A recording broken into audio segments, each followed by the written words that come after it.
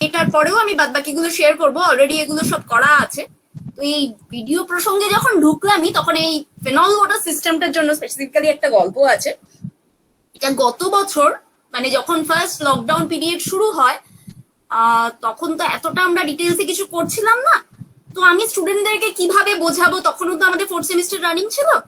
তো সেই জন্য ইন্টারনেটে খুঁজতে খুঁজতে একটা ভিডিও পাই, রহরা রামকৃষ্ণ মিশনের ডক্টর শুভব্রত ব্যানার্জির তৈরি অসাধারণ ভিডিওটা, পুরো ফেনল ওয়াটার সিস্টেমের পুরো কাজটা বুঝিয়ে তারপরে সেটা করে এক্সপেরিমেন্টালি তার কি করে ক্যালকুলেশন করা হবে সেটা পুরোটা দিয়ে একটা অসাধারণ ভিডিও আপলোড করা ছিল।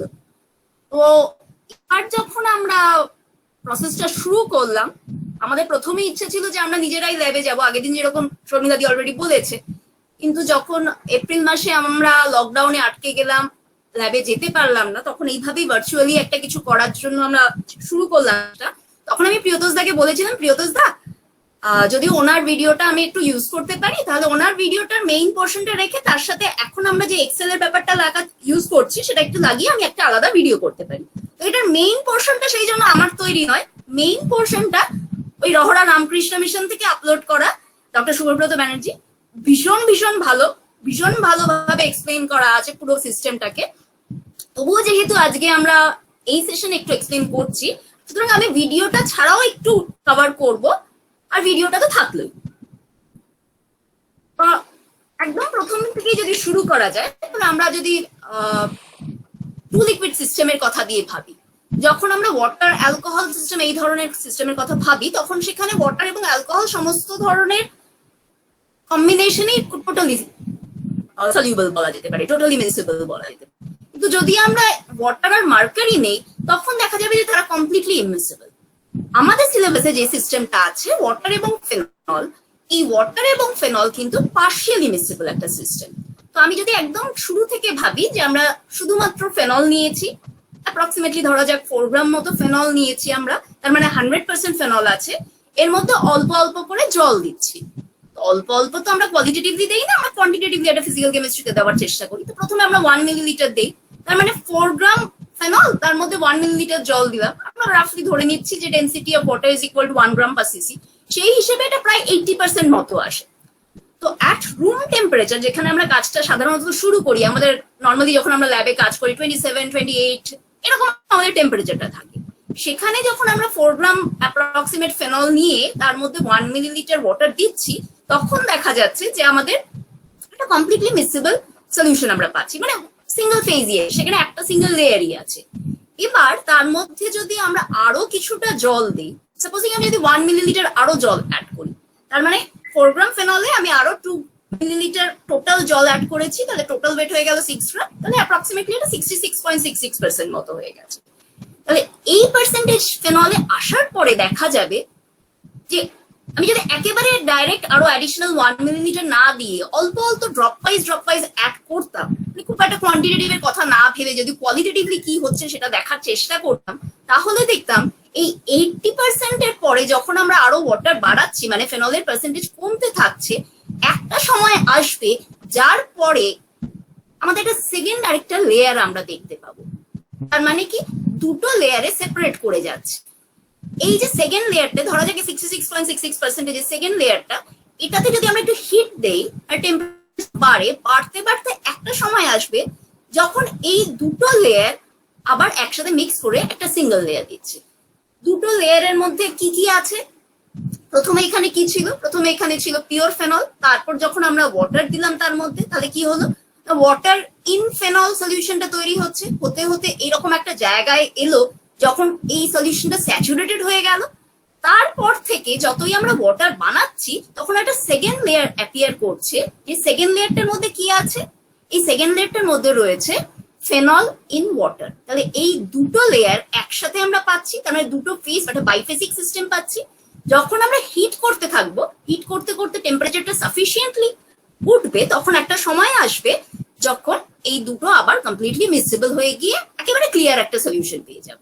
এখানে আমরা যেটা বলছিলাম যে দুটো লেয়ার থাকে, আমরা যখন এক্সপেরিমেন্টালি কাজটা করি, আমরা তো থরলি স্টারিং করি, তো স্টারিং করতে গিয়ে যেটা হয় আমরা একটা হেজি সলিউশন বা একটা টার্বিড সলিউশন পাই। তো টেম্পারেচার বাড়াতে বাড়াতে একটা সময় আসে যখন এই টার্বিডিটিটা বা হেজিনেসটা চলে যায়, একটা ক্লিয়ার সলিউশন রেজাল্ট করে। এবার আরো 1 মিলিলিটার জল অ্যাড করব এবং প্রত্যেকবার এই ওয়াটারটা অ্যাড করার পরে আমরা টেম্পারেচারটাকে রাইজ করতে করতে বা টেম্পারেচারটাকে চেঞ্জ করতে বলা ভালো, দেখবো যে কোথায় গিয়ে জাস্ট আমার ওই টার্বিডিটিটা ডিসঅ্যাপিয়ার করছে, জাস্ট কোন টেম্পারেচারে ক্লিয়ার সলিউশনটা আমরা পাচ্ছি। এক্সপেরিমেন্টালি কি কাজ করছে সেটা একটু পরে আসছি। তো এইভাবে 1 মিলিলিটার অ্যাড করতে করতে করতে করতে আমরা যাচ্ছি এবং এই ধরনের যদি সমস্ত পয়েন্টস গুলোকে আমরা গ্রাফিক্যালি করি তাহলে এই ধরনের একটা গ্রাফ আমরা পাবো। তাহলে আমরা এখানে কি বলতে পারি, একটা কোনো পার্টিকুলার টেম্পারেচার, একদম রুম টেম্পারেচার না হয়ে একটা কোনো হায়ার টেম্পারেচারের কথা আমি ভাবি, ধরা যাক একটা 50 ডিগ্রি সেন্টিগ্রেডে আমরা যদি একটা আইসোথার্ম কনসিডার করি, আমরা রাইট হ্যান্ড সাইড থেকেও কনসিডার করতে পারি, লেফট হ্যান্ড সাইড থেকেও কনসিডার করতে পারি। যেহেতু আমরা ফেনলের মধ্যে ওয়াটার দিচ্ছি, তাহলে এখান থেকে যদি আমরা এদিক থেকে যদি কনসিডার করি, তাহলে কি হচ্ছে, প্রথমে একদম এই এক্সট্রিম রাইট হ্যান্ড সাইডটাতে ফেনলের মধ্যে ওয়াটার দেওয়া হচ্ছে, তখন এখানে কি হচ্ছে, ওয়াটার ইন ফেনল একটা সলিউশন তৈরি হয়ে যাচ্ছে। এই সলিউশনটা কিন্তু একটা single solution, just water in phenol, এখানে আর কোনো লেয়ার নেই, জাস্ট একটা সিঙ্গেল লেয়ার আছে। এইটা হতে হতে হতে হতে একটা সময় আসছে যখন আমরা এই সলিউশনটা পুরো স্যাচুরেটেড হয়ে যাচ্ছে, মানে ওয়াটার ইন ফেনল সলিউশনটা পুরো স্যাচুরেটেড হয়ে যাবার পরে যখন আমরা ফার্দার জল অ্যাড করব, তখন দেখা যাবে যে আরেকটা সেকেন্ড লেয়ার তৈরি হচ্ছে। এবার উল্টো দিক থেকে ভাবি, তাহলে এই L1 পোর্শনের বাইরে, মানে এই গ্রাফের পোর্শনের বাইরে যে লেয়ারটা দেখা যাবে, এটা পিওরলি একটা অ্যাকুয়াস লেয়ার। তার মানে কি, এখানে ফেনল ইন ওয়াটার রয়েছে, প্লেন এন্ড সিম্পল। তাহলে এই মাঝখানের জায়গা যেটা L1 থেকে L2, এই জায়গাটাতে দুটো লেয়ার সাইমালটেনিয়াসলি এক্সিস্ট করছে। তাহলে এই দুটো লেয়ার যখন আমরা 60% ফেনলের এগেইনস্টে ভাববো, বা যখন 40% ফেনলের এগেইনস্টে পাচ্ছি, বা যখন 20% এর এগেইনস্টও ভাববো, তখন কি এই দুটো লেয়ারের কম্পোজিশনটা আলাদা? ডেফিনেটলি না। এই দুটো লেয়ারের কম্পোজিশন বলতে আমরা বুঝবো হচ্ছে কি, L1 এ যে কম্পোজিশনটা ছিল এবং L2 তে যে কম্পোজিশনটা ছিল। তার মানে এটা যদি আমরা গ্রাফিক্যালি দেখি, এটা আমরা একটা অ্যাপ্রক্সিমেট গ্রাফ করি, এটা খুব একটা এক্সপেরিমেন্টাল কিছু থেকে করিনি, এটা মোটামুটি ওই 18 এর কাছাকাছি। আর এইটা যদি দেখি তাহলে এটা 70 সামথিং এর কাছাকাছি। তাহলে আমাদের এই লেয়ারটা যেটা এখানে এসে স্যাচুরেটেড হয়েছে, যার মানে অ্যাকুয়াস লেয়ার, যেটা ওয়াটারের মধ্যে যেখানে ফেনল রয়েছে, ফেনল ইন ওয়াটার সলিউশন যেটা, সেটার কম্পোজিশন হচ্ছে অ্যাপ্রক্সিমেটলি 18% ফেনল। আর এইদিকে L2 যদি কম্পোজিশনটা ভাবি, যেটা 70 সামথিং, তাহলে ওয়াটার ইন ফেনল যেখানে হচ্ছে, সেখানে হচ্ছে কি কম্পোজিশনটা এই 70 সামথিং। যেটা থ্রু আউট আমরা দুটো লেয়ার পাচ্ছি, যেখানে একটা 18% অ্যাকুয়াস লেয়ার আর একটা এই 70 সামথিং পার্সেন্ট ফেনলিক লেয়ার একসাথে এক্সিস্ট করছে। তাহলে এই দুটোতে আলাদা কি হচ্ছে না, এদের রিলেটিভ অ্যামাউন্টটা যেটা, সেটা আলাদা হচ্ছে। রিলেটিভ অ্যামাউন্টটা বার করা খুব সোজাভাবে বার করা যায়। আমরা একটা যদি কোনো পার্সেন্টেজের কথা ভাবি, সাপোজিং 60% এর কথা ভাবি, এই 60% কম্পোজিশনের ক্ষেত্রে আমরা যদি ধরে নিই যে আমাদের অ্যাকুয়াস লেয়ারের ওজন হচ্ছে কি কিউ, তাহলে কিউ এর সাথে এই L1 এর পার্সেন্টেজটাকে মাল্টিপ্লাই করে প্লাস 100 মাইনাস কিউ এর সাথে এই L2 পার্সেন্টেজটাকে মাল্টিপ্লাই করলে আমরা এই 60টা পেয়ে যাব। সিমিলারলি আমরা যে কোনো পার্সেন্টেজের জন্য এই রিলেটিভ অ্যামাউন্টটা ক্যালকুলেট করতে পারি। এছাড়া আমরা আর কি দেখতে পাচ্ছি এই গ্রাফটা থেকে, না এই গ্রাফটাতে একটা ম্যাক্সিমা পাওয়া গেছে। এই ম্যাক্সিমাটা করেসপন্ডস টু আ টেম্পারেচার, যেটাকে আমরা বলছি ক্রিটিক্যাল সলিউশন টেম্পারেচার।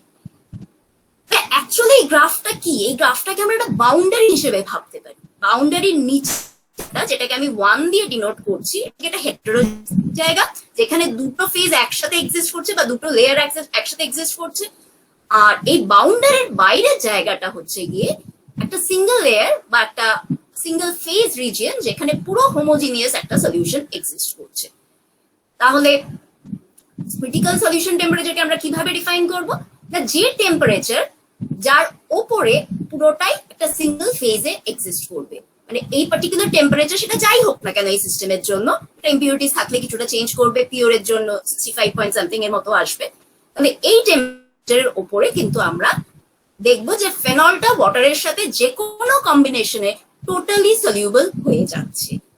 এই হচ্ছে মোটামুটি আমাদের ফেজ ডায়াগ্রাম সম্বন্ধে থিওরিটিক্যালি আমাদের যা জানার।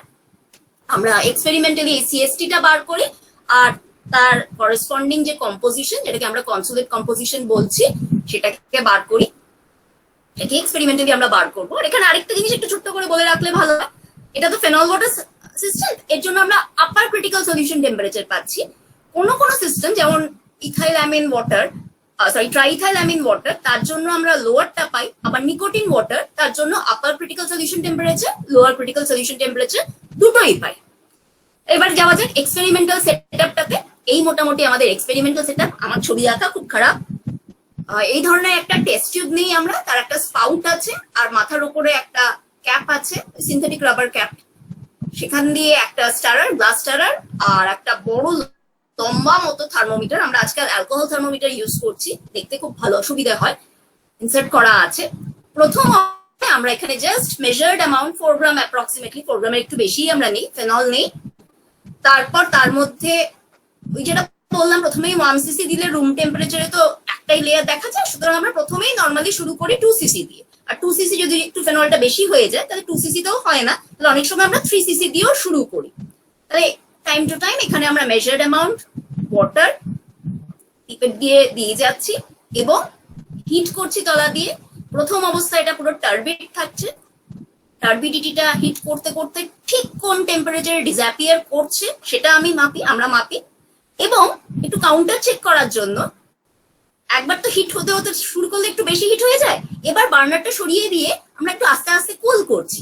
কুল করতে করতে একটা টেম্পারেচার আসবে যেখানে ওই হেজিনেসটা বা টার্বিডিটিটা ফেরত এসে যাবে। তাহলে এই দুটোর আমরা মিনটা নিয়ে, একটা যেখানে টার্বিডিটিটা অ্যাপিয়ার করছে, ডিসঅ্যাপিয়ার করছে, একটা যেখানে রিঅ্যাপিয়ার করছে।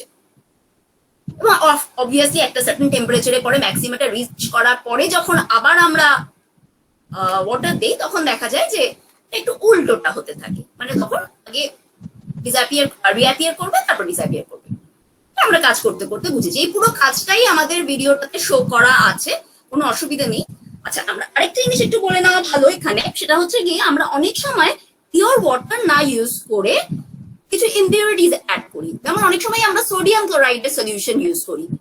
সেখানে কি হয় না, আমরা যে ইম্পিউরিটিটা অ্যাড করব সেটা যদি দুটো যে লেয়ার আছে দুটোতেই যদি ইকুয়ালি মিসিবল হয়, বা দুটো কম্পোনেন্টই যদি ইকুয়ালি মিসিবল হয়, তাহলে আমাদের সলিউবিলিটিটা বাড়বে আর ক্রিটিক্যাল সলিউশন টেম্পারেচারটা কমবে। উল্টো দিক থেকে যেমন সোডিয়াম ক্লোরাইড কি হয়, জলে সেটা ডিসলভ করে, কিন্তু ফেনলে তো ডিসলভ করবে না। সেই ক্ষেত্রে দেখা যাবে যে সলিউবিলিটিটা কমে যাবে, তার অ্যাজ আ রেজাল্ট কি হচ্ছে, সিএসটিটা একটু বেড়ে যাবে। আর এখানে আরেকটা জিনিস পরীক্ষা স্টুডেন্টদেরকে আমরা বলতে বলি, সেটা হচ্ছে গিয়ে ডিগ্রিজ অফ ফ্রিডম গুলো। এখানে আমরা এফ নরমালি আমরা জানি যে আমাদের phase rule equal to F equal to C minus P plus 2। এখানে যেহেতু আমরা প্রেসারটা কনস্ট্যান্টই রেখেছি, থ্রু আউট দ্য এক্সপেরিমেন্ট কোথাও প্রেসারটা চেঞ্জ হয়নি, তাহলে আমরা F equal to C minus P plus 1 দিয়ে করতে পারি। যখন আমরা এই রিজিয়ন 1 এর কথা ভাবছি, এটা যেহেতু একটা বাইফেজিক রিজিয়ন, তাহলে এফ ইকুয়াল টু সি, সিটা অবশ্যই 2 কম্পোনেন্ট সিস্টেম বলে 2 মাইনাস 2 প্লাস 1 মানে 1 হয়ে যাচ্ছে। তার মানে এই নিচের রিজিয়নটাতে ডিগ্রিজ অফ ফ্রিডমটা 1। সিমিলারলি ওপরের রিজিয়নটাতে, এটা হোমোজিনিয়াস রিজিয়ন, সেখানে দেখা যাচ্ছে যে আমাদের ডিগ্রিজ অফ ফ্রিডমটা 2। আর একইভাবে যখন আমরা সিএসটি তে ক্যালকুলেট করতে যাব তখন দেখা যাবে যে আমাদের ডিগ্রিজ অফ ফ্রিডমটা 0 হয়ে যাচ্ছে, মানে এটা একটা ফিক্সড জায়গা। একটু এবার আসা যাক ভিডিওটা দেখা যাক, তাহলে এক্সপেরিমেন্টটা সম্বন্ধেও আমাদের খুব ভালোভাবে ধারণা থাকবে। আমি একদমই মধ্যখান থেকে দেখাচ্ছি, প্রথম থেকে একেবারে এক্সপেরিমেন্ট করে তারপরে আস্তে আস্তে করা হয়েছে। এখানে ওজন করা হচ্ছে ফেনলটাকে। ওজন করে নিয়ে আমরা নর্মালি কি করি, একটু গরম জলের মধ্যে ফেনলটাকে বসিয়ে নিই, তাহলে ওটা লিকুইড হয়ে যাচ্ছে, তারপর ঢালতে সুবিধা হয়। হোয়াইট স্ক্রিন করে নে সুচন্দ্রা, হোয়াইট স্ক্রিন করে নে, হোয়াইট স্ক্রিন করে নে, ঠিক আছে। তাহলে আমরা নর্মালি কি করি, ফেনলটা যদি একটু সলিড মতো থাকে, যে টেম্পারেচারে আমরা কাজ করছি, একটু গরম জলে বিকারে হালকা করে বসিয়ে নিয়ে ওটাকে যাতে ওটা লিকুইড হয়ে যায়, মেল্ট করে যায়, সেই অবস্থায় নিয়ে তারপরে ওজনটা করি, তাহলে আমরা ঢালতে সুবিধা হয়। কারণ ফেনল তো একটু করোসিভ জিনিস, যাতে হাতে না লেগে যায়, একবারে যাতে আমরা পুরোটা ঢেলে নিতে পারি। আমরা এখানে একটু কাজ করি, সেটা পরীক্ষার সময় আমরা যখন প্রথমে ঢালছি ফেনলটা, তার আগে যে ওয়েইং বটলটা ইউজ করি, সেই ওয়েইং বটলটার একটা ওজন আমরা জেনে নিই। এটা যেহেতু পুরোপুরি টিচারদের মধ্যে বলছি, সেই জন্য আমরা একটু বলে নিচ্ছি, যারা নতুন আছো তাদের হয়তো সুবিধা হবে কাজ করতে। আমরা ফাঁকা বোতলটার ওজনটা আগে একটু দেখে নিই, তারপরে মেজার্ড কোয়ান্টিটি ফেনল ওটার মধ্যে ঢেলে রাখি, যাতে পুরোটাই আমরা ট্রান্সফার করার সময় ঢেলে দিতে পারি, যাতে অল্প অল্প করে ঢালতে গিয়ে স্টুডেন্টের তো অনেক সময় হাতে টাতে পড়ে যায়, সেই প্রবলেমটা যাতে না হয় সেই জন্য মেজার্ড কোয়ান্টিটিটাই আমরা ঢেলে রাখি, যাতে স্টুডেন্টরা পুরোটা ট্রান্সফার করে দিতে পারে। তারপর ফেনলটাকে এই টেস্ট টিউবই বলা ভালো, টেস্ট টিউবটাতে পুরো ট্রান্সফার করে দেওয়া হলো। এই থার্মোমিটার, আজকাল আমরা অ্যালকোহল থার্মোমিটার ইউজ করি, খুব ডিস্টিংক্টলি বোঝা যায় ইয়েলো আর নিচে রেড কালারের একটা ডাই দিয়ে অ্যালকোহলটা থাকে, সুতরাং ওটা ভীষণ ভালোভাবে রিডিং নেওয়া যায়। এবার আবার এটা ফাইনাল ওয়েট নিয়ে নেওয়া হচ্ছে, তাহলে সেখান থেকে ইনিশিয়াল মাইনাস ফাইনাল করে ওয়েট ট্রান্সফার সেটা পেয়ে যাওয়া যাবে। নেক্সট কাজ কি? নেক্সট কাজ হচ্ছে গিয়ে এই স্পাউটটা দিয়ে আমরা 1cc হোক 2cc হোক, এখানে 2cc প্রথমে অ্যাড করা হয়েছে, 2cc ওয়াটার বা ইলেকট্রোলাইট যেটা আমাদের দেওয়া হয়েছে সেটাকে অ্যাড করা হয়। এটা না করাই উচিত, যাই হোক। এরপরে একটু ভালো করে স্টারিং করে নিলে টার্বিডিটিটা খুব ভালোভাবে আমরা বুঝতে পারি। অনেক সময় অসুবিধা হয় কি, ভেপারটা রাইজ করে তো তখন একটু হেজি হয়ে যায় বিকারটা, একটু হালকা রুমাল কিছু দিয়ে মুছে নিলে সুবিধা হয়।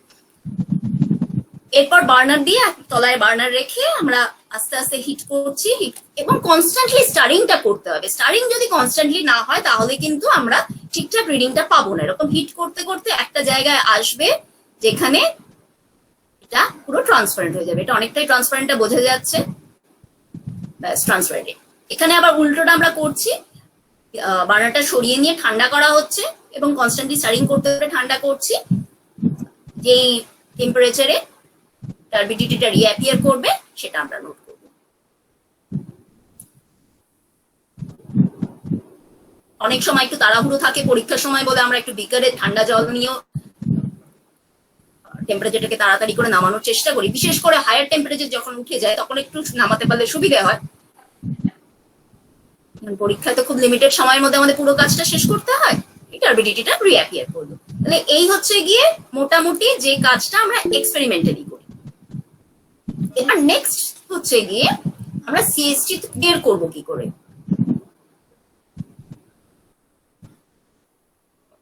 এর আগে যখন আমরা গ্রাফিক্যালি করতাম তখন আমরা কি করতাম, এই জায়গাটাতে আমরা ফিরে যাই, সেখানে আমরা একটা জিনিস একটু বলা হয়নি যে L1 L2 এই টাইপের যে লাইনগুলো এগুলোকে আমরা টাই লাইন বলি, যেখানে কনজুগেট সলিউশন যেগুলো আছে সেগুলোকে কানেক্ট করা হয়েছে একটা আইসোটোন বরাবর। তাহলে এই ধরনের বেশ কয়েকটা টাই লাইন এঁকে তার মিনটা নিয়ে ওই রেক্টিলিনিয়ার ডায়ামিটারের যে রুলটা আছে সেটা ইউজ করে মিনগুলো কানেক্ট করে যে থেকে এসটিটা আগে ক্যালকুলেট করতাম গ্রাফিক্যালি যখন করতাম। এখন তো আমাদের অন্তত ক্যালকাটা ইউনিভার্সিটিতে এক্সেলটা ইউজ করতে হয়। এক্সেল এর ক্ষেত্রে ইউজ করতে গিয়ে এরকম রেক্টিলিনিয়ার ডায়ামিটার দিয়ে করাটা একটু টাফি হয়ে যায়, খুব একটা সুবিধাজনক হয় না। সেই জন্য আমরা কি করি, আমরা গ্রাফটা প্লট করার সময় একটা পলিনোমিয়াল, একটা ফোর্থ অর্ডার পলিনোমিয়াল প্লট করি। এবার ফোর্থ অর্ডার পলিনোমিয়ালের ইকুয়েশন এই ফর্মের একটা হয়, এক্সেল ডাইরেক্ট ইকুয়েশনটা আমরা দিয়ে দিচ্ছি। আর আমরা তো জানি যে ম্যাক্সিমার করেসপন্ডিং টেম্পারেচারটা হচ্ছে সিএসটি, তাহলে ম্যাক্সিমাটা কোথায় হবে, তার মানে ডেরিভেটিভটা ইকুয়াল টু 0 হবে। তাহলে এটার ফার্স্ট ডেরিভেটিভটা বের করি, তাহলে ফার্স্ট ডেরিভেটিভটাকে ইকুয়াল টু 0 করে এই ইকুয়েশনটাকে এক্সেলেরই একটা ফাংশন আছে, যদিও ফোর্থ সেমিস্টার এক্সেল সেটাই শেখে না, সিক্স সেমিস্টারে ফিফথ সেমিস্টারে গিয়ে বেশি করে আছে। তবু গোলসিকটা বোধহয় সোজা করে একটু বলে দেওয়া যাবে, খুব একটা কঠিন নয়। গোলসিকটাকে ইউজ করে আমরা এটাকে সলভ করে এক্স এর ভ্যালুটা বের করি, এক্স মানে হচ্ছে গিয়ে এই কম্পোজিশনটা। এবার এক্সটা বেরিয়ে গেলে সেই এক্সটাকে এখানে বসিয়ে ওয়াই এর ভ্যালুটা যখন আমরা বের করব তখন সিএসটিটা আমরা পেয়ে যাব। একটু এক্সেলে করে দেখা যাক, তাহলে সুবিধা হবে। এখানে আমি অলরেডি ক্যালকুলেট করে রেখেছি ফ্র্যাকশনাল ওয়েট গুলো। আচ্ছা, এখানে একটা ব্যাপার, আমি ইনটু 100 করিনি, নর্মালি আমরা পার্সেন্টেজ ওয়েট দিয়ে করি। এখানে এক্সেলে একটু সমস্যা হয় পার্সেন্টেজ ওয়েট দিয়ে করতে গিয়ে, সেই জন্য ফ্র্যাকশনাল ওয়েট দিয়ে করছি। পার্সেন্টেজ দিয়ে করলে যে একেবারে হয় না তা নয়, একটু অ্যাকিউরেসিতে সমস্যা হয়। তো এরপরে নেক্সট কাজ হচ্ছে গিয়ে আমাদের স্ক্যাটার প্লটটা করা। ইনসার্টে গিয়ে এই হচ্ছে আমাদের স্ক্যাটার প্লট, যা যা দরকার নেই আমরা ডিলিট করে দিতে পারি। লেআউটে গিয়ে অ্যাক্সেস টাইটেলস অ্যাড করছি,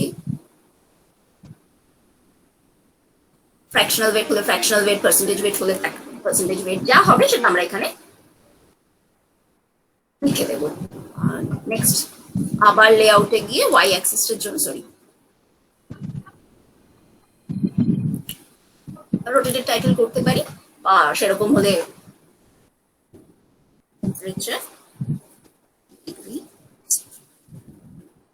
মিন টেম্পারেচারটা মানে অ্যাপিয়ার করা এবং ডিসঅ্যাপিয়ার করা, এটার মিন টেম্পারেচারটা এখানে আমরা ইউজ করছি। তাহলে নেক্সট কাজ কি না, এইটাকে আমরা রাইট ক্লিক করে ট্রেন্ড লাইন অ্যাড করব। পলিনোমিয়াল থার্ড অর্ডার করতে পারি, কিন্তু থার্ড অর্ডার একবার করে দেখি আমরা। থার্ড অর্ডার করলে আর স্কোয়ারের ভ্যালুটা কিন্তু খুব ভালো আসে না। আর স্কোয়ারের ভ্যালুটা এখানে কাছাকাছি আসে, কিন্তু পার্সেন্টেজ কম্পোজিশনটা নিয়ে একটু প্রবলেম হয়। তো আমরা যদি ফোর্থ অর্ডার পলিনোমিয়ালটা করি, থার্ড অর্ডার না করে,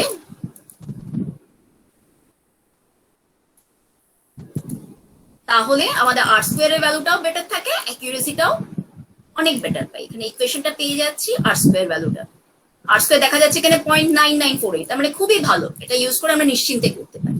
তাহলে আমরা ইকুয়েশনটা পেয়ে গেলাম, y ইকুয়াল টু ওই ax two the power 4 plus bx cube plus cx square plus dx plus e, এই ফর্মে। আমাদের কাজের সুবিধার জন্য আমরা একটু a b c d e এগুলোকে আলাদা করে লিখে নেব, তাহলে আমাদের কাজ করতে পরে সুবিধা হবে। আর নয়তো প্রত্যেকবার টাইপ করাটা একটু মুশকিলের। তাহলে ইকুয়েশনটাকে একবার এখানে লিখে নিচ্ছি। ইকুয়েশনটা, আচ্ছা ইকুয়েশনটা না লিখলেও চলবে, ইকুয়েশনটা দরকার নেই আমাদের লেখার।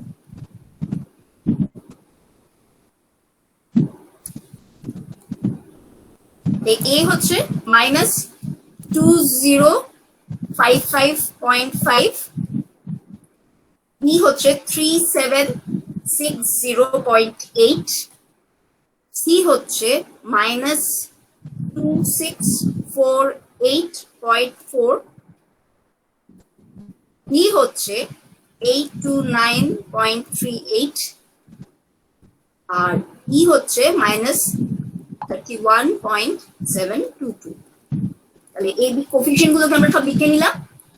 এবার আমাদের কি দরকার, এবার আমাদের ফার্স্ট ডিফারেন্সিয়াল যে ফর্মটা সেটা দরকার, মানে এই ফর্মটা দরকার, মানে 4ax³ + 3bx² + twice cx + d, এই ফর্মটা দরকার। লেফট হ্যান্ড সাইডটা আমরা এখানে নেব। তাহলে লেফট হ্যান্ড সাইডটা হচ্ছে ইকুয়াল টু 4 স্টার এ হচ্ছে কি এটা। আমরা এক্স এর জন্য একটা জায়গা ব্ল্যাঙ্ক করে রেখেছি, আমরা জানি না এক্স এর ভ্যালু কি, এই জায়গাটাকে আমরা এক্স এর জন্য অ্যালোকেট করে রেখেছি। তাহলে এই জায়গাটাকে, এই সেলটাকে আমি সিলেক্ট করে নিচ্ছি। এক্স টু দি পাওয়ার 3 যেহেতু, তাহলে টু দি পাওয়ার 3 করলাম, প্লাস 3 স্টার বি স্টার, আবার এক্স এর জন্য এই সেলটা। এবার কি হচ্ছে, স্কোয়ার হচ্ছে plus 2 star C star X plus B. তাহলে আমরা লেফট হ্যান্ড সাইডটা পেয়ে গেলাম। এবার সরি,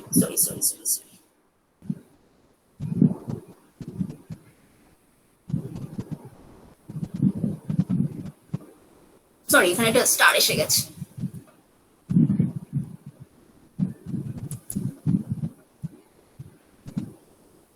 তাহলে আমরা লেফট হ্যান্ড সাইডটা পেয়ে গেলাম, 829.38 হলো, কারণ এখনো পর্যন্ত আমরা এক্সটাকে একটা ব্ল্যাঙ্ক সেল ধরেছি। ব্ল্যাঙ্ক সেল মানে x = 0 ধরা আছে, তাহলে শুধু d এর ভ্যালুটাই আসছে আমাদের লেফট হ্যান্ড সাইডে। এবার আমরা বোলসিক ফাংশনটা ইউজ করে চেষ্টা করব যে এই x এর ভ্যালুটা সলভ করার। এটা আমরা মোটামুটি এক্সেল নিয়ে অনেকবারই চেষ্টা করেছি, আমরা জানি। তাহলে ওয়াট ডেটাতে গিয়ে, হোয়াট ইফ অ্যানালিসিসে গিয়ে বোলসিকে যাচ্ছি, সেখানে গিয়ে সেট সেল মানে আমাদের লেফট হ্যান্ড সাইড যেটা ইকুয়েশনে সেটাকে আমরা সিলেক্ট করব। রাইট হ্যান্ড সাইডটা হচ্ছে কি ভ্যালু, আমাদের ভ্যালুটা হচ্ছে কি ইকুয়েশনের 0, আর কোন সেলটাকে চেঞ্জ করব না ভ্যারিয়েবল যেটা এক্সটা। তাহলে এবার ওকে সলভ করতে বলছি, তাহলে ও পেয়ে গেল এক্স এর ভ্যালু, এটা ফ্র্যাকশনাল ওয়েট যেহেতু, তার মানে ইনটু 100 আমরা করিনি, তার মানে ফ্র্যাকশনাল ওয়েট হয়ে যাচ্ছে 0.36 মতো।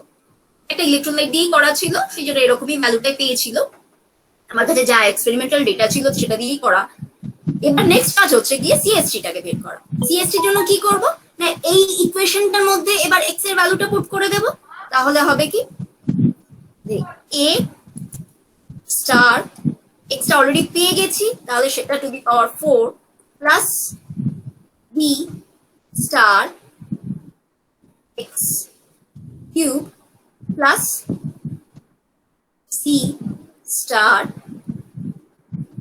এক্স এর স্কোয়ার প্লাস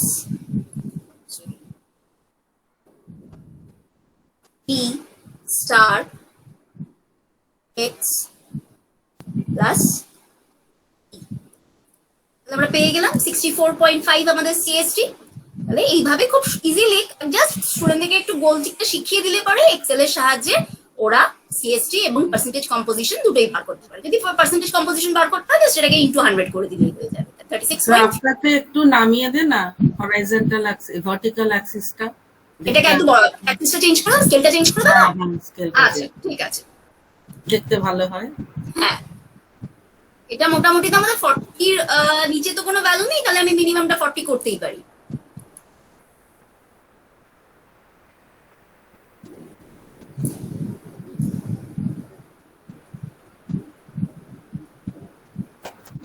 ঠিক আছে, ইয়েস।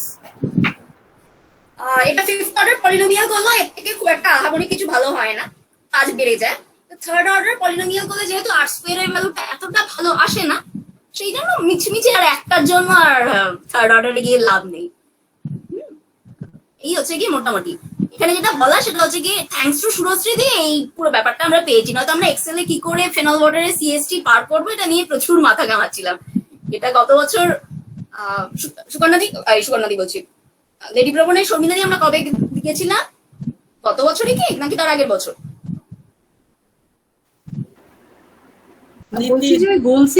এক্স এর হয়তো মাল্টিপল সংখ্যক ভ্যালুজ হতে পারে, তো এক্সেল তো আর জানে না যে কোনটা আমরা চাইছি, কোন ভ্যালুটা আমরা চাইছি। হয়তো কোনো কোনো ভ্যালু আমরা নেগলেক্ট করে দেবার মতো ভ্যালু, তো তখন যে ভ্যালুটার কাছে হওয়া উচিত সেই ধারে কাছে একটা কোনো ভ্যালু আমরা দিয়ে দিলে পরে বলছি ওর কাছাকাছি যে ভ্যালুটা হয় সেটাকে পিন পয়েন্ট করে বের করে।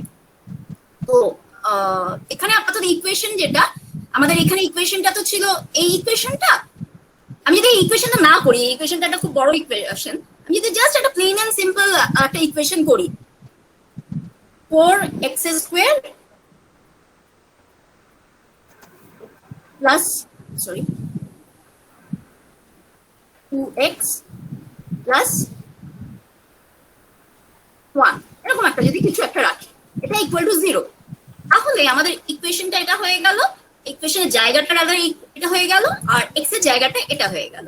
তাহলে ইকুয়াল টু দিয়ে সবসময় ইকুয়েশন দেওয়ার আগে এক্সেল কে ইকুয়াল টুটা দিতে হবে, না তো ইকুয়েশন হিসেবে ওটাকে রিকগনাইজ করবে না। মানে ফর্মুলা বললেই এক্সেল আগে ইকুয়াল টু সাইনটা চায়। তাহলে প্রথমটা কি হচ্ছে 4 স্টার এক্স এর জায়গা যেহেতু এটা, আমরা এটাকে বলে দিচ্ছি যে এখানেই তুমি এক্সটাকে দেবে আমাকে, আপাতত আমি এক্সটাকে 0 ধরছি, এবার যা হবে ইকুয়েশনটা সলভ করে তুমি যেটা হবে সেটা এখানে বসিয়ে দাও। তার square x square plus 2 star X plus 1, এটা হয়ে গেল আমার ইকুয়েশন। যেহেতু এক্স এর ভ্যালু আপাতত আমরা 0 রেখেছি, তাহলে 4 ইন্টু 0 প্লাস 2 ইন্টু 0 প্লাস 1, তার মানে শুধু 1টা এলো। এবার নেক্সট আমরা যাব হচ্ছে গিয়ে ডেটাতে গিয়ে হোয়াটএফ অ্যানালিসিসে গিয়ে গোল সিকটাতে যাব। এখানে সেট সেল বলে একটা জায়গা আছে, সেট সেলটা জন্য আমরা ইকুয়েশনের যে লেফট হ্যান্ড সাইডটা সেটাকে সিলেক্ট করব। এখানে অলরেডি সিলেক্ট করা আছে, যদি আমার অন্য কোথাও থাকতো তাহলে এখানে এসে সিলেক্ট করতে হতো। টু ভ্যালু মানে ইকুয়েশনের রাইট হ্যান্ড সাইডটা কি হবে, মানে বাদিকটাকে আমরা কার সাথে ইকুয়েট করতে চাইছি, এখানে তো 0 এর সাথে ইকুয়েট করতে চাইছি। এমন যদি হতো যে 4x square plus 2x equal to -1, তাহলে ইন দ্যাট কেস আমরা ইকুয়েশনের জায়গায় লিখতাম 4x স্কয়ার প্লাস 2x আর টু ভ্যালুর জায়গায় -1 লিখতাম, তাতে কোনো অসুবিধা হয় না। তো নরমালি আমরা চেষ্টা করি কনভেনশন হিসেবে যে পুরোটাকে লেফট হ্যান্ড সাইডে নিয়ে গিয়ে ডান দিকটাকে 0 রাখার। আর বাই চেঞ্জিং সেলটা হচ্ছে কি এক্সট্রা আপনার যে ভ্যারিয়েবলটা, খেয়াল রাখতে হবে এই সেট সেলটা সবসময় একটা ইকুয়েশন হতেই হবে, আর বাই চেঞ্জিং সেলটা কখনো ইকুয়েশন হলে চলবে না। এবার ওকে বললে ও একটা ভ্যালু বের করবে, এই ধরনের একটা ভ্যালু বের করলো। আমার টার্গেট ভ্যালু ছিল 0, ও সেটাকে 10 টু দি পাওয়ার সামথিং একটা রেঞ্জে গিয়ে বের করলো, পরে একটা এক্স এর একটা -1 দিয়ে ভ্যালু বের করলো। এমন যদি হয় যে আমরা বলে দিই যে এই ভ্যালুটা চাই না, আমার অন্য কিছু চাই, তাহলে সে অন্য কিছু এনে দেবে। তাহলে এইভাবে আমরা ইকুয়েশনটা করি। এখানেও আমি তাই করেছি, এখানে আমি জাস্ট এই ইকুয়েশনটাকে এখানে A B C D E আছে, তো জাস্ট 4 স্টার এর জন্য এটাকে ইনটু করেছি, তারপরে স্টার দিয়ে এই সেলটাকে সিলেক্ট করে এক্স কিউব করেছিলাম, প্লাস তারপরে 3dx² প্লাস 2cx প্লাস ডিটা লেফট হ্যান্ড সাইডে নিয়েছিলাম, সেই জন্য এই 829.38টা এসেছিল। আর এই জায়গাটা ব্ল্যাঙ্কই রেখেছিলাম। তারপর যখন গোলসিককে করতে বললাম, ও করে টোরে, যেহেতু ইকুয়েশনটা ওর মোটামুটি ওর ধারণার মধ্যে এসেছে, সেই জন্য আনসারটাকে 0 আনতে পেরেছে। সবসময় যে সব ইকুয়েশন একদম এক্সাক্ট আনসার আনতে পারে এরকম নয়, অনেক সময় দেখা যায় যে কিছুটা ডিভিয়েশন হয়। তো যাই হোক, এই পার্টিকুলার কেসে ডিভিয়েশনটা হয়নি। তো এই মোটামুটি আমাদের গোলসিকটা ঠিক আছে কি? হ্যাঁ, এবার ঠিক আছে। ঠিক আছে। আর যদি গোলসিকের দরকার হয় তাহলে গোলসিক নিয়ে এর আগে আমরা 2 বছর আরো ডিটেইল আলোচনা করেছি, অনেক এক্সাম্পল লিখে করে যাও দিলে ভালো হতো। হ্যাঁ, সেই মানে আমি বলছি ছাত্রছাত্রীদের যখন বলা হবে তখন একটু ক্লিয়ারলি বলে দেওয়া ভালো। কেন? কারণ আর একটা এক্সট্রা কন্ডিশন আসে যার জন্য 0 হয়ে যায়। এইটা আর একটা হচ্ছে যে এটা সিগনিফিকেন্সটা কি, কেন ডিগ্রিজ অফ ফ্রিডম 1 2, তার মানেটা কি, কোনটা চেঞ্জ করলে পরে কতটা কি করা যায়, এইটা একটু ক্লিয়ার। কারণ ছাত্রছাত্রীরা ডিগ্রিজ অফ ফ্রিডমটাই জানে, ওই 1 আর 2 তার মানেটা কি, এক্সপেরিমেন্টালি এটা কি চেঞ্জ হচ্ছে, কোনটা চেঞ্জ কি, বা গ্রাফ দেখেও বলে দেওয়া যায় যে কোনটা চেঞ্জ করলে পরে আমি সিএসটিটাকে কেন চেঞ্জ করতে পারবো না জায়গাটাতে। শোন সুব্রত, আমরা থিওরি ক্লাসে সালফার সিস্টেম পড়িয়ে দিচ্ছি, বুঝেছিস? যে কারণে তার কতগুলো ইকুইলিব্রিয়াম, মেটাস্টেবল ইকুইলিব্রিয়ামও আছে, কোথায় সবই তো পড়িয়ে ফেলছি। না পড়িয়ে ফেলছি, কিন্তু প্র্যাকটিক্যাল রুমে গিয়ে ওই সালফার সিস্টেম নিয়ে ছাত্ররা আসে না। তারা ডিগ্রিজ অফ ফ্রিডম ডিসকাস করে নিলে ভালো বোঝে, কারণ মানে পাবলিক ফোরামে ডিসকাস করে নিলে জিনিসটা অবশ্যই এগুলো ক্লাসে বলতে গেলে আরো অনেক ডিটেইলস ওদের বলতে হবে। পিসিডিএফ যদি হয়ে যায় তাহলে ঠিক আছে। তাহলে সুচন্দ্রা পরেরটায় যা। আমরা যেটা করি, আমাদের যেটা সিলেবাসে আছে সেটা হচ্ছে গিয়ে সুক্রোজের হাইড্রোলিসিস। আমরা তো জানি যে সুক্রোজের হাইড্রোলিসিস অ্যাসিড ক্যাটালাইজড মিডিয়ামের প্রেজেন্সে কি হয়, সুক্রোজটা ভেঙে গিয়ে গ্লুকোজ আর ফ্রুক্টোজ দেয়। এই কাইনেটিক্সটা আমরা পোলারিমিটারের সাহায্যে স্টাডি করতে পারছি কেন না, সুক্রোজটা স্পেসিফিক রোটেশন ছিল +66.5 ডিগ্রি। এটা যখন ভেঙে যাচ্ছে, এখান থেকে গ্লুকোজ আর ফ্রুক্টোজ পাওয়া যাচ্ছে। গ্লুকোজটা যদিও +52.7, ফ্রুক্টোজটা কিন্তু লিভোরোটেটিভ -92। তার মানে অ্যাজ আ রেজাল্ট কি হচ্ছে, যত টাইম যাচ্ছে সুক্রোজটা যত বেশি ডিকম্পোজ করছে বা হাইড্রোলাইজড হচ্ছে, তত অ্যাঙ্গেল অফ রোটেশনটা আস্তে আস্তে কমতে থাকবে। কমতে কমতে ইনফিনিটিতে যখন আমরা পৌঁছবো, যখন আমরা বলছি মানে প্রায় পুরো রিঅ্যাকশনটা কমপ্লিট হয়ে গেছে, তখন কি আমরা দেখবো যে আমাদের অ্যাঙ্গেল অফ রোটেশনটা কিন্তু নেগেটিভ আসে। তাহলে এইটাই আমরা কাইনেটিক্স এর সাহায্যে পোলারিমিটার ইউজ করে দেখবো। সিউডো ইউনিমলিকুলার রিঅ্যাকশন যেহেতু আমাদের রেট লটা ln a/a - x = kt, এটা ওদের স্টুডেন্টরা ডেফিনেটলি ইন্টিগ্রেট করে বের করে নিতে পারে।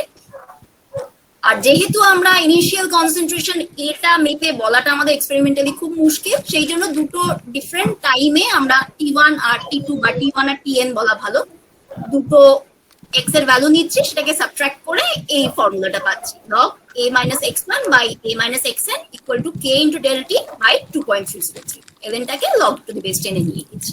আর এটাই যখন আমরা অ্যাঙ্গেল অফ রোটেশনের রেসপেক্টে ট্রান্সফার করে নেব, তখন সেখান থেকে পেয়ে যাচ্ছি del t = 2.303/k log θ1 - θ∞ / θn - θ∞।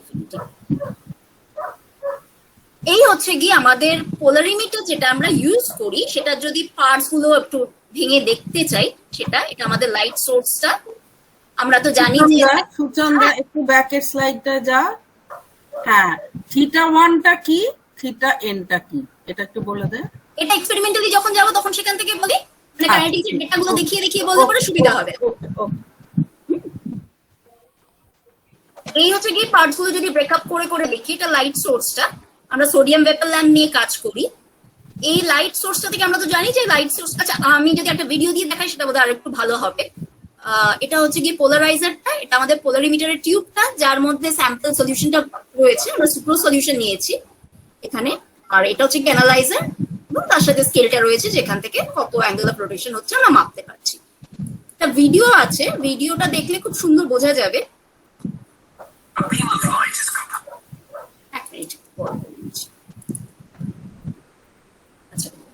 একটা বিম অফ লাইট, আমরা জানি যে বিম অফ লাইটটা থেকে যে ওয়েভলেন্থ গুলো বেরোচ্ছে সেগুলো সমস্ত ডিরেকশনে সমানভাবে ভাইব্রেট করবে, ডিরেকশন গুলো অবশ্যই perpendicular to the direction of propagation হতে হবে। এবার এটাকে যখন আমরা পোলারাইজারের মধ্যে দিয়ে পাস করাবো, শুধুমাত্র একটা প্লেনের লাইটই আমরা পাবো, বাদ বাকিগুলো অ্যাবজর্ব হয়ে যাচ্ছে। রেজাল্টেন্ট যে লাইটটা সেটাকে আমরা প্লেন পোলারাইজড লাইট বলতে পারি। এই প্লেন পোলারাইজড লাইটটা যখন পোলারিমিটার টিউবে রাখা যে অপটিক্যালি অ্যাক্টিভ সলিউশন আছে, অপটিক্যালি অ্যাক্টিভ সলিউশনের কি প্রপার্টি থাকে না, তারা প্লেন পোলারাইজড লাইটটাকে রোটেট করাতে পারে।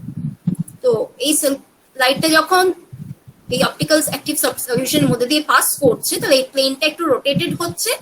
যদি এক্সট্রা রোটেটরি হয় তাহলে ডান দিকে রোটেটেড হবে, যদি লিভো রোটেটরি হয় সাবস্টেন্সটা তাহলে অবভিয়াসলি বাঁ দিকে রোটেটেড হবে। এই হচ্ছে গিয়ে পোলারিমিটারের ওয়ার্কিং প্রিন্সিপাল যদি আমরা বলি। এবার আমাদের সিলেবাসে মানে এতদিন আমরা যখন ইউজ করতাম তখন আমরা ম্যানুয়াল যে পোলারিমিটারটা সেটাকে ইউজ করতাম, কিন্তু আজকাল আমাদের সিলেবাস বলে দিচ্ছে যে প্রেফারেবলি ডিজিটাল পোলারিমিটার। সেই জন্য আমি, যদিও আমার যেটা ভিডিও আপলোড করা আছে ইউটিউবে সেখানে দুটোই দেখানো আছে, ম্যানুয়াল পোলারিমিটারটাও দেখানো আছে, ডিজিটাল পোলারিমিটারটাও আছে। আজকের এখানে শুধু জাস্ট ডিজিটাল পোলারিমিটার নিয়েই একটা ভিডিও দেখাচ্ছি একটু, যেহেতু আমরা সবাই এখনো ডিজিটাল পোলারিমিটার নিয়ে কাজ করতে অভ্যস্ত নই। আমারই কলেজে এখনো ডিজিটাল পোলারিমিটার কেনা হয়নি, এখন আমরা ম্যানুয়ালটা নিয়েই কাজ করি। তো এই হচ্ছে গিয়ে ডিজিটাল পোলারিমিটার। এর থেকে অনেক ভালো বেটার ভার্সন হয়, অনেক দামি ভার্সন হয়, কিন্তু আমরা যেটা ইউজ করছি ডিফারেন্ট কলেজগুলোতে সেটা এখন পর্যন্ত এটাই ইউজ করা হচ্ছে। এর যে পার্টস গুলো সেগুলো একটু দেখে নেওয়া যাক। এটা হচ্ছে কি ডিজিটাল ডিসপ্লেটা, এই জায়গাটাকে বলা হয় ইন্টেন্সিটি মিটার। এর উপরে একটা ম্যাগনিফাইং লেন্স আছে যাতে আমরা ভালো করে দেখতে পারি যে এই পয়েন্টারটা যে মুভ করছে সেটা কোন পজিশনে মুভ করছে, খুব অ্যাকিউরেটলি নোট করা যেতে পারে। ইন্টেন্সিমিটারের কাজটাকে একটু পরে আসছি। আপাতত কোন জায়গায় আমাদের পোলারিমিটার টিউবটা ঢোকে সেটা দেখা যাক। এটা ডিজিটাল ডিসপ্লেটা দেখাচ্ছে।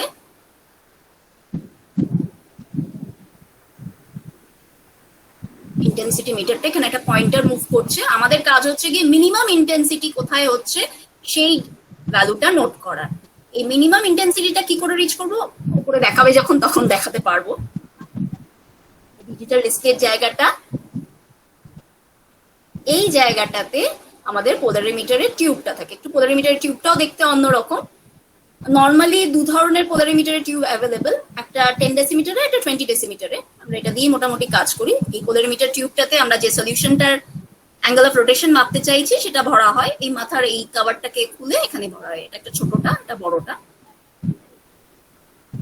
আর এখানে একটা পোলারয়েড হুইল আছে। একটু আগে যেটা বললাম যে আমরা মিনিমাম ইন্টেন্সিটিটা যখন হবে তার করেসপন্ডিং রিডিংটা নেব। মিনিমাম ইন্টেন্সিটিটাতে আসবো আমরা এই পোলারয়েড হুইলটাকে টু অ্যান্ড ফ্রো মুভ করে, যেদিকে মুভ করালে পরে মিনিমাম ইন্টেন্সিটিটা আসবে সেইভাবে মুভ করিয়ে আমরা করেসপন্ডিং মিনিমাম ইন্টেন্সিটিতে আসবো এবং তার থেকে সঙ্গে সঙ্গে ডিজিটাল ডিসপ্লেতে রিডিংটা দেখে নেব। এই হচ্ছে গিয়ে মোটামুটি কাজ। তাহলে আমরা যেটা জানি যে পোলারিমিটার টিউবে আমরা প্রথমে আগে জল ভরে নিই, জল ভরে নিয়ে তার মেজার করে নিই। জলের মেজারমেন্টটা যেটা হবে সেটা সবসময় জিরোই যে হবে তার কোনো মানে নেই, সেটা পজিটিভ তার কোনো কারেকশন হতে পারে, নেগেটিভ কোনো কারেকশন হতে পারে। তো যাই হোক, জলের মেজারমেন্টটা আগে করে নিয়ে তারপরে আমাদের যে সলিউশনটা আমরা শুরু করি নর্মালি 30% সুক্রোজ সলিউশন নিয়ে। তো সেই 30% সুক্রোজ সলিউশন নিয়ে যে রেজাল্টটা আমরা পাবো তার থেকে ওইটা x2 - x1 করে ক্যালকুলেশনটা আমরা করে নিলে পরে কারেকশনটা হয়ে যাবে। তো সেইভাবে প্রত্যেকটা রিডিং পোলারিমিটারের ক্ষেত্রে আমরা কি করছি, এক্ষেত্রে আমরা 30% সলিউশনটা নিচ্ছি পোলারিমিটার টিউবে, 30% সলিউশনটা নিচ্ছি, তার মধ্যে যে ক্যাটালিস্ট সাপ্লাইড আছে সেটা দিচ্ছি দুটোই মেজার্ড অ্যামাউন্টে 25 মিলিলিটার 25 মিলিলিটার করে পিপেট করে, এবং যেই মুহূর্তে ক্যাটালিস্টটা দিচ্ছি সেই সময় আমাদের স্টপওয়াচটা অন করছি, হাফ ডিসচার্জটা সেটা এই তো আমরা জানি এগুলো। এবার যত তাড়াতাড়ি সম্ভব পোলারিমিটার টিউবটাকে সেটা সলিউশনটা ভরে সেই টিউবটাকে ইনস্ট্রুমেন্টের মধ্যে ঢুকিয়ে যত তাড়াতাড়ি সম্ভব আমরা অ্যাঙ্গেল অফ রোটেশনটা মাপি। এটাকে আমরা T1 বলছি। এরপরে যখন আরো 5 মিনিট 7 মিনিট 10 মিনিট এরকম ইন্টারভ্যালে আমরা রিডিং গুলো নিতে থাকছি, তো সেগুলো T2 T3 T4 T5 এগুলো হবে। তার করেসপন্ডিং রিডিং গুলো হচ্ছে θ1 θ2 θ3 এইভাবে। তো এই কাজটা এবার একটু যদি এক্সেলে দেখা যাক, আগের গুলোর মতো এক্সেলটা এত ভয়ঙ্কর নয়, খুবই সোজা। এখানে জাস্ট টাইম গুলো লেখা আছে যে রিঅ্যাকশনটা স্টার্ট হওয়ার কত সময় পরে আমরা রিডিংটা নিচ্ছি। এটা 87 সেকেন্ডস, তারপর এটা 228 সেকেন্ডস। আর এখানে হচ্ছে কি করেসপন্ডিং যে অ্যাঙ্গেল অফ রোটেশনটা আমরা পেয়েছি, প্রথমটা 18 ডিগ্রিজ পেয়েছিলাম, তারপরে আস্তে আস্তে কমছে 17.48। তাহলে এটা হচ্ছে T1, এটা তার করেসপন্ডিং θ1, T2 তার করেসপন্ডিং θ2, আর মোটামুটি 7-8টা রিডিং নেওয়া হয়ে যাওয়ার পর আমরা বাদবাকি যে রিমেইনিং সলিউশনটা আছে সেটাকে রিফ্লাক্স করে নিই 45 to 45 মিনিটস মতো হিট করি অ্যাট 60 ডিগ্রি সেন্টিগ্রেড। রিফ্লাক্স করে তারপরে সলিউশনটাকে নামিয়ে সেটাকে ঠান্ডা করে আবার সেখান থেকে পোলারিমিটার টিউবে ট্রান্সফার করে নিয়ে তারপরে যে রিডিংটা আমরা পাই সেটা হচ্ছে গিয়ে থিটা ইনফিনিটি। আর এই হচ্ছে গিয়ে আমাদের ক্যালকুলেশনটা একদম ফর্মুলাতে বসিয়ে দিয়েছি, এক্সেল নিজেই ক্যালকুলেট করে নিয়েছে, log θ1 minus θ infinity by θn minus θ infinity। এটা সেট 1 এর জন্য। আমরা সাধারণত দুটো ক্যাটালিস্ট কনসেন্ট্রেশনের জন্য কাজটা করি, কখনো এক্সাক্ট ডাইলিউট করে হাফ করে করি, কখনো একটু অন্যরকম ভাবে কিছু প্রপোর্শন নিয়ে করি। তো যাই হোক, এটা সেট 1। তার জন্য যে গ্রাফটা পেয়েছি, প্লটটা পেয়েছি, সেটা এটা ডেফিনেটলি এটা অরিজিন দিয়ে পাস করবে, তাহলে শুধু y ইকুয়াল টু mx ফর্মে আমাদের ইকুয়েশনটা হয়েছে। এটা স্লোপের ভ্যালুটা থেকে আমরা 2.303 দিয়ে ইনটু করে রেট কনস্ট্যান্টটা পেয়ে গেছি। একইভাবে সেকেন্ড সেটটা করা হয়েছে। নর্মালি আমরা যেটা দেখি ফার্স্ট সেট আর সেকেন্ড সেটের ক্ষেত্রে ইনফিনিটি রিডিংটা প্রায় একই হয়, সবসময় আমরা মেজারও করি না, অনেক সময় বলি যে আগের সেটের রিডিং যেটা সেটাকেই নিয়ে নাও। তো এই করে সেট 2 রিডিংটা, এটা হচ্ছে গিয়ে সেট 2টা, আর এখান থেকে রেট কনস্ট্যান্ট k2টা বের করেছি। এই হচ্ছে গিয়ে পোলারিমিটার, মানে খুবই সোজা তুলনামূলক। কি নিয়েছিস? সেট 2টাই কি নিয়েছিস? সেট 2টাই কি নিয়েছিস?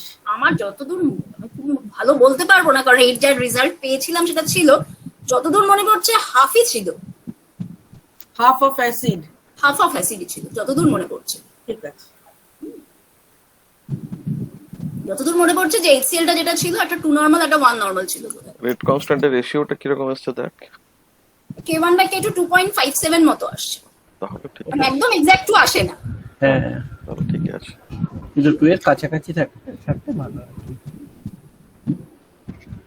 এই মোটামুটি পোলারিমিটার। আর যেটা ইউটিউবে ভিডিওটা আপলোড করা আছে সেখানে ম্যানুয়ালটা নিয়েও পুরো কাজটা দেখানো হয়েছে, স্কেল কি করে রিড করতে হয়, কি করে লাইটটা চেঞ্জ করে, কোনটাকে আমরা নাল পয়েন্ট নেই, পুরোটা দেওয়া হয়েছে। তো এখন আমাদের সিলেবাসে যেটা আছে সেখানে যেহেতু প্রেফারেবলি ডিজিটালটাই বলেছে, তো এখানে আর ডিজিটালটাতে ঢুকলাম না। তুমি ওখানে রিফ্লাক্স কথাটা ব্যবহার করেছো, ওটা বোধহয় একটা মিসলিডিং টার্ম। ঠিক এটা হচ্ছে যে সুক্রোজ আর HCl যে মিক্সচার, হ্যাঁ, সেটাকে কিন্তু জেন্টলি হিট করা হয় and at temperature not exceeding 60। তো রিফ্লাক্স কিন্তু is a different condition altogether. Reflux কথাটা ব্যবহার করো না। আচ্ছা আচ্ছা। আর এখানে আরেকটা জিনিস হচ্ছে যে তার কারণ এটা বলে দেয়া যে যদি বেশি টেম্পারেচারে হিট করো তাহলে কিন্তু চারিং হয়ে যাবে। চারিং হলে impart yellow colour which will render the whole experimental measurement important. আর ওখানে যাতে করে এমনি হিট করলে কিছুটা ইভাপোরেশন হয়, সেই ইভাপোরেশন লসটাকে মিনিমাইজ করার জন্য ওই এয়ার কন্ডেন্সার ইউজ করে ব্যবহার করে। এই এক্সপেরিমেন্টাল ডিটেইল গুলো কিন্তু আমার মনে হয় একটু বলে দেওয়াটা। এয়ার কন্ডেন্সার ইউজ করে ওটা আমরা ওয়াটার বাথে হিট করি 60 ডিগ্রি সেন্টিগ্রেড, যাতে ক্রস না করে, সব সময় সেটা মনিটরিং করি, সেটা খেয়াল রাখতে হবে। আর একটা কথা মনে হয় বলা দরকার, সেটা হচ্ছে যে ওই সলিউশন দিয়ে একটু রিন্স, মিক্সচারটা দিয়ে ওটা মিলে একটু রিন্স করে নিতে হয়। হ্যাঁ হ্যাঁ হ্যাঁ, এটাকে বলে দিতে হবে, মানে ওয়াটার দিয়ে একবার দেখে নেওয়ার পরে ওটা ঢোকানোর আগে হেলিকপ্টার দিয়ে একটু রিন্স করে নিয়ে তারপরে দিয়ে তারপরে দেখো। তো সেট 2 তে করার সময়ও সে একই কাজটা করলেন। হ্যাঁ, রাইট। এখানে একটু প্রবলেম আছে। ঠিক। রানাদা, একটা কথা আমি একটু জিজ্ঞেস করি। আপনি বললেন ওই যে টিউবের টেম্পারেচারের যে ব্যাপারটা কমানো, মানে টিউবটা এক্সপ্যান্ড করা হয়। আমি ওই নতুন পোলারিমিটার গুলো জানি না, এগুলোরও তো ভেতরে কাঁচের টিউবই থাকে তো নাকি?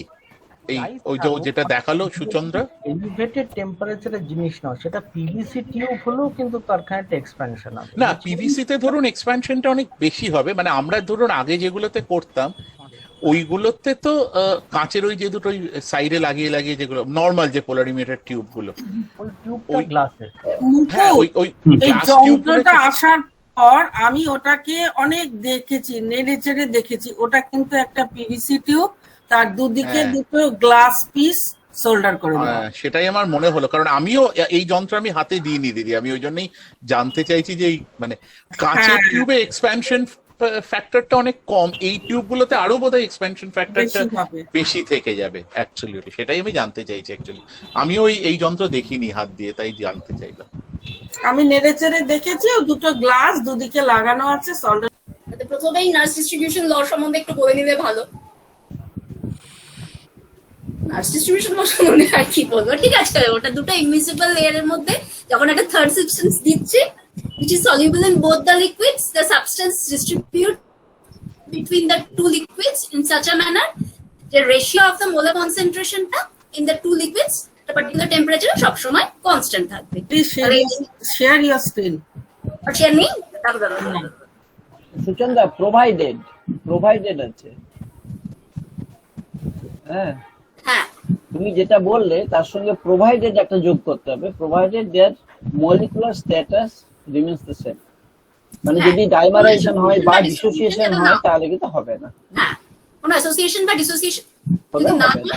ঠিক।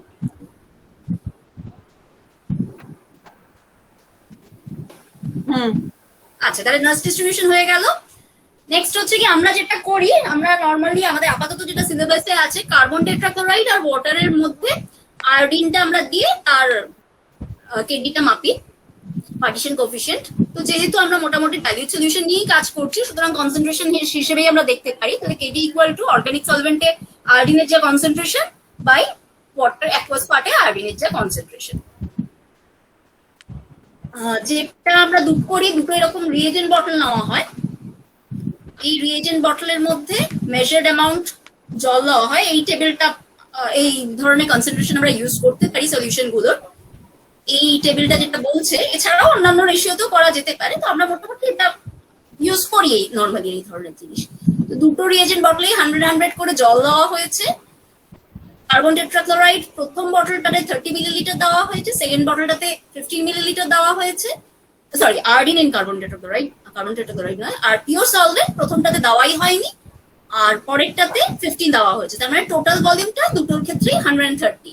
এই রিয়েজেন্ট বটলটা মোটামুটি আমরা 250 মিলিলিটারের রিয়েজেন্ট বটল নেই, তাতে শেকিং যাতে হয় সেই জন্য ভালোভাবে স্টপারটা এয়ারটাইট যাতে সেটা আমাদের খুব ভালোভাবে দেখতে হয়।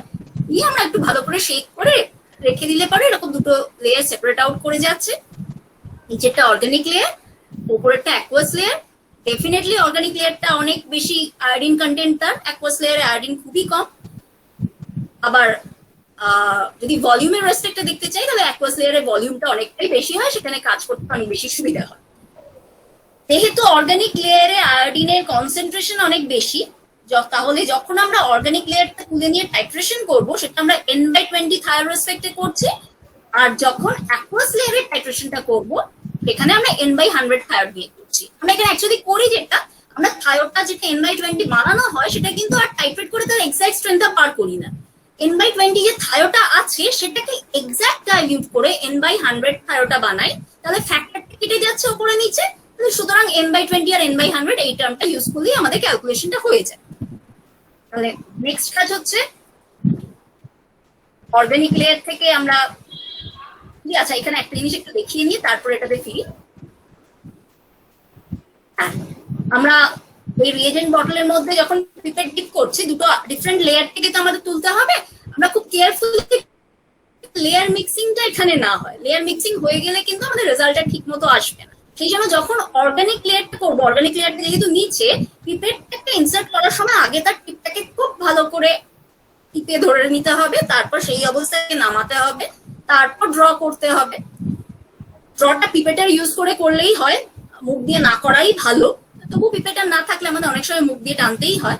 আর যেটা আমি ছবিতে আঁকতে পারিনি, সেটা হচ্ছে গিয়ে আগের দিন স্যারও বলছিলেন যে অর্গানিক লেয়ারটা যেহেতু খুব কম থাকে, পিপেটটা ডাইরেক্ট এভাবে ডিপ করলে কিন্তু তুলতে গেলে একটু লেয়ার মিক্সিং হয়। সেই জন্য এটাকে একটু টিল্ট করে নিয়ে তারপরে পিপেটিংটা করা উচিত। এটা হয়তো আমরা করি, কিন্তু এখানে আমি ছবিতে কাজটা করতে পারিনি।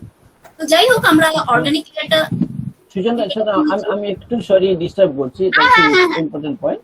এটা হচ্ছে খুব কারেক্ট, যেটাকে একটু স্ল্যান্টিং করলে তাদের ডেপথটা বেড়ে যায়। ঠিক আছে, এক নম্বর। দ্বিতীয় নম্বর, ছেলে মেয়েদেরকে বোধহয় এটা দেখিয়ে দেওয়া উচিত যে কেন বন্ধ করা। যদি না বন্ধ করি, ওদেরকে প্রথমে এটা বলো যে তোমরা এমনি তুলো, দেখবে প্রথমে জলের লেয়ারটা ঢুকে যায় স্বাভাবিকভাবে। আচ্ছা, এবারে যখন ওরা pick up করবে, তখন ওখানে পরিষ্কার দুটো লেয়ার সেপারেট করে বোঝা যায়। একদম দেখতে পাবে। এরপর তুমি ওটাকে ফুদিয়ে মানে আবার এর মধ্যে ড্রেন আউট করো ওই কন্টেনারের মধ্যে দিয়ে, এবারে বলো মুখটা বন্ধ করে যেভাবে তোমার ছবিতে আছে সেইভাবে ঢোকাও, তাহলেও দেখবে একটুখানি থাকবে, কারণ প্রেসারের একটা ব্যাপার আছে। সেই জন্য যেটা করা উচিত, এটাকে কাট করে নিয়ে ওইভাবে বন্ধ করে ঢুকিয়ে এবার ছোট্ট করে একটা বাবল ব্লো আউট করে দিতে হয়। তাহলে যেটুকু ঢুকেছিল অ্যাকোয়াস লেয়ার সেটুকু বেরিয়ে গেল। এবার টিপটা তো আছে অলরেডি অর্গানিক লেয়ারে, তাহলে আর বিন্দু মাত্র অ্যাকোয়াস লেয়ার ঢুকবে না। এই ছোট্ট বাবলিংটা এটা কিন্তু খুব ইম্পর্টেন্ট। আবার এমন যেন না হয় বাবল করতে গিয়ে পুরোটা উপচে চলে গেল। হ্যাঁ, এটা খুবই ইম্পর্টেন্ট। কারণ কেন ইম্পর্টেন্ট বলছি, একটুখানি অর্গানিক লেয়ার আর একটুখানি অ্যাকোয়াস লেয়ারের মধ্যে কিন্তু আয়োডিনের কনসেন্ট্রেশন মানে আয়োডিনের অ্যামাউন্টের হিউজ ডিফারেন্স, তাই না? লেয়ার মিক্সিং হয়ে গেলে পরে রেজাল্ট খুবই খারাপ আসবে, বিশাল বাজে আসবে। হ্যাঁ, ঠিক আছে। এই জন্য এই লেয়ারটা সম্বন্ধে খুব সাবধানে থাকতে হবে স্টুডেন্টদেরকে। আর অর্গানিক লেয়ারটা নিয়ে করে তার অর্গানিক লেয়ারটা N/20 থায়ো দিয়ে টাইট্রেট করে, আর যেহেতু অর্গানিক লেয়ারের আমরা যখন টাইট্রেশন করছি এবং থায়োটা অ্যাকোয়াস লেয়ারে আছে, তো ওটাকেও অর্গানিক থেকে অ্যাকোয়াস পার্টে নিয়ে আসার জন্য আগে জল দিয়ে খুব ভালো করে শেক করে নিয়ে, দরকার হলে অনেক সময় আমরা একটু পটাশিয়াম আয়োডাইডও দিয়ে দিই, চলে আসে। এখানে আবার একটু পার্টিসিপেট করি। হ্যাঁ, দরকার হলে না পটাশিয়াম আয়োডাইডটা দেবে, কারণ না হলে ওই যে পার্টিশনটা এত স্লো, তোমার প্রচুর সময় লাগবে এবং তুমি টাইট্রেশন করলে মনে হলো যে না এটা এন্ড পয়েন্ট এসে গেছে, আবার একটু পরে দেখবো আবার চলে যাবে। তুমি পটাশিয়াম আয়োডাইড প্রথমেই দিয়ে দাও একটা মেজার অ্যামাউন্ট, ওটা এমন কিছু ব্যাপার না, আরবিটারি অ্যামাউন্ট হলে হবে 1 গ্রাম মতো দিয়ে এবারে, তাহলে প্রসেসটা ভীষণ ফাস্ট হয়ে যায়। কারণ এক্স্যাক্টলি ওটা খুব তাড়াতাড়ি চলে আসে। এমনিতে আমাদের দেওয়াই হয় 10% KI সলিউশন 5 ml দিয়ে দেওয়া হয়, অথবা আমাদের যেমন করা হয় সলিড দিয়ে দেওয়া, সলিড KI দিয়ে দেওয়া যায়। তাহলে এটা একটু করতে হয়। আর হয়ে গেলে এই মোটামুটি আমাদের রেজাল্ট। আর আয়োডোমেট্রিক টাইট্রেশনের জন্য কিছু ছবি আছে। অ্যাকচুয়ালি এই ছবিগুলো তোলা হয়েছিল যখন আমরা ক্লক রিঅ্যাকশন করেছিলাম গত বছর, সেখান থেকে কেটে ছেটে সেটাকে আয়োডোমেট্রিক টাইট্রেশন হিসেবে চালানো হয়েছে। অন্তত স্টুডেন্টরা এটুকু দেখতে পাবে যে কি করে এন্ড পয়েন্টটা আসছে। স্ট্র ইয়েলো হচ্ছে, তারপরে স্টার চ্যাট করা হচ্ছে, তারপরে কালারলেস হচ্ছে। এই সিকোয়েন্সটুকু সম্বন্ধে ওদেরকে ওয়াকিবহল করানো যাবে। এই হচ্ছে কি আমাদের যে রেজাল্টটা পাওয়া যায়। 5 মিলিলিটার আমরা অর্গানিক লেয়ার ইউজ করি, যেহেতু এটা খুবই কনসেন্ট্রেটেড, খুব বেশি লাগে না।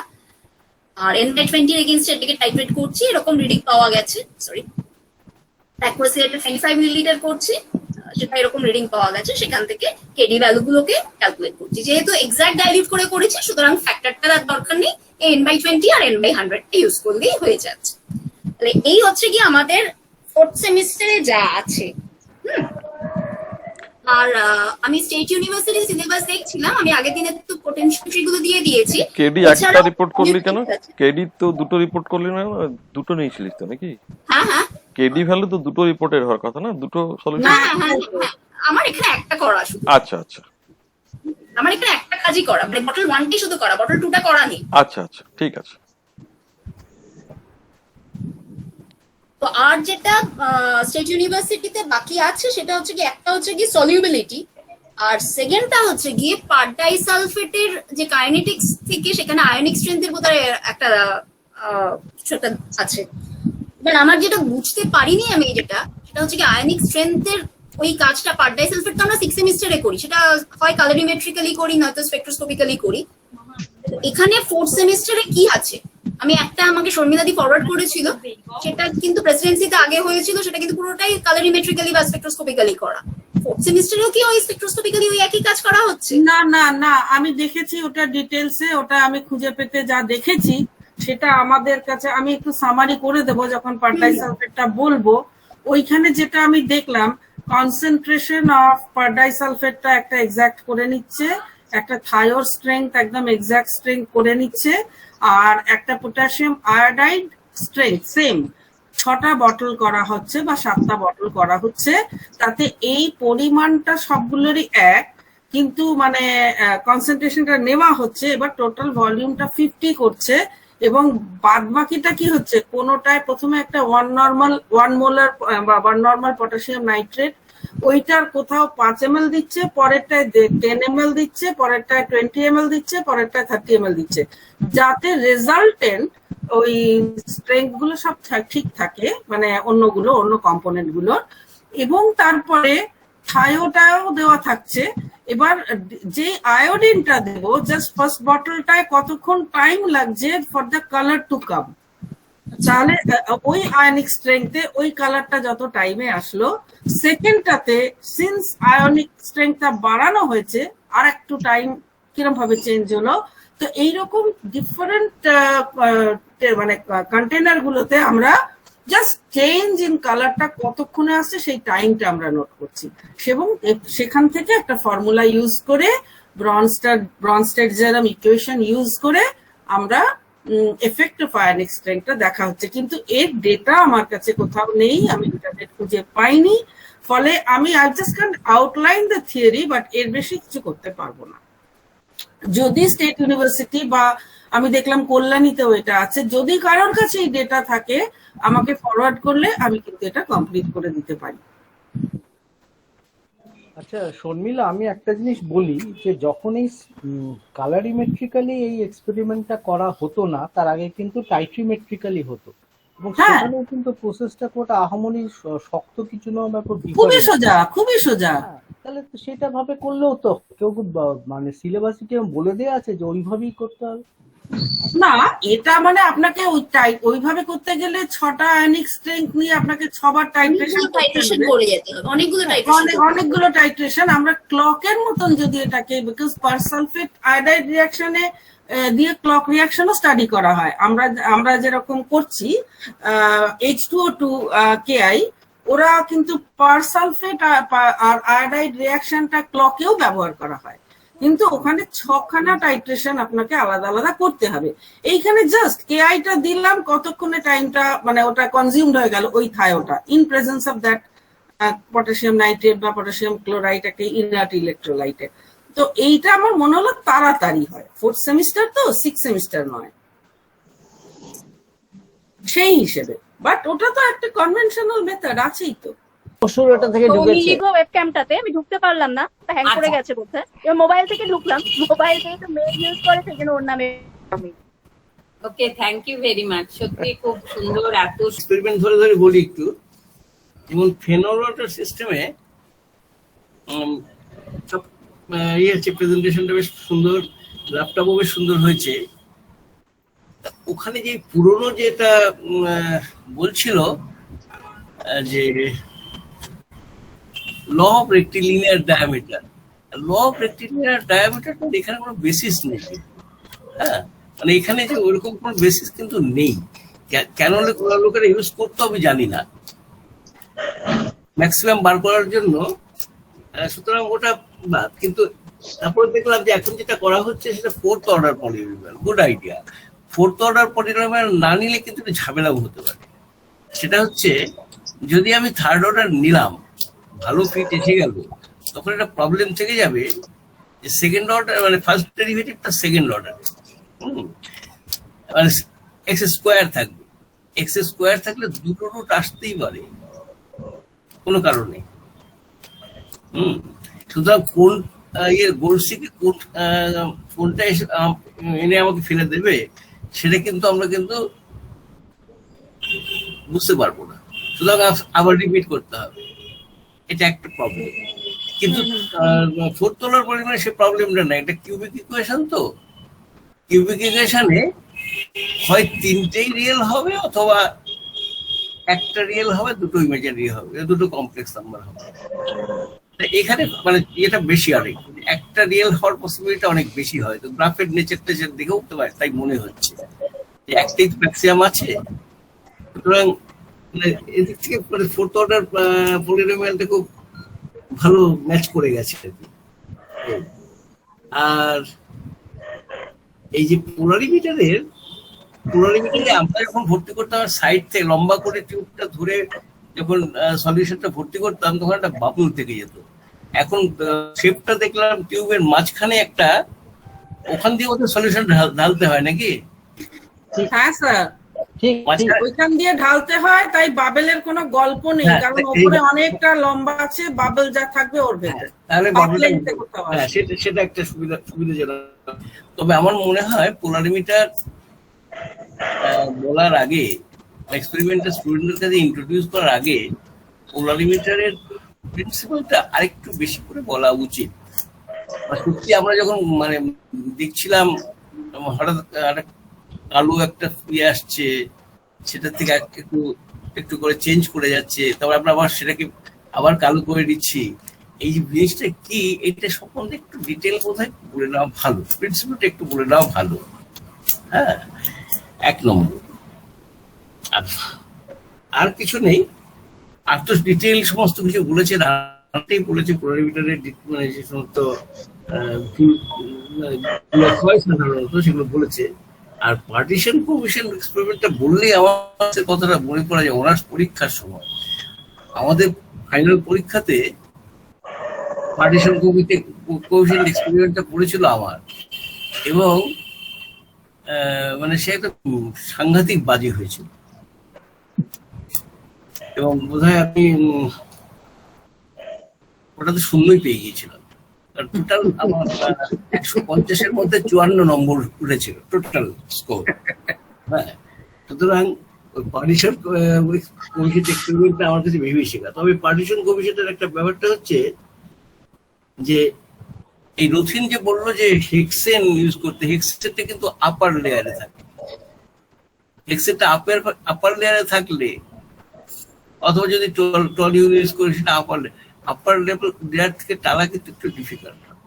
সেটা যদি ওগুলো ইউজ করতে হয় তাহলে সেটা সম্বন্ধে ভালো করে মানে ছাত্রদের বলতে হবে, ডেমনস্ট্রেট করে দেখিয়ে দিতে হবে আর কি। সুতরাং ওটা আচ্ছা, আরেকটা হচ্ছে পার্টিশন কোএফিশিয়েন্ট প্রথমেই বলে দেওয়া ভালো, মানে এটা ধরে নেওয়া হয়েছে এখন এই লেকচারটার মধ্যে, কিন্তু প্রথমে বলে দেওয়া হলে ভালো ছিল। কেন দুটো নিয়েছি, কেন দুটো বোতল নিয়েছিলাম, যে দুটো বোতলের থেকে যে সেম ভ্যালু আসা উচিত এবং কেন সেটা একটু এমফাসাইজ করলে বোধহয় ভালো হবে। এই হচ্ছে পার্টিশন এক্সপেরিমেন্টের এটা সম্বন্ধে।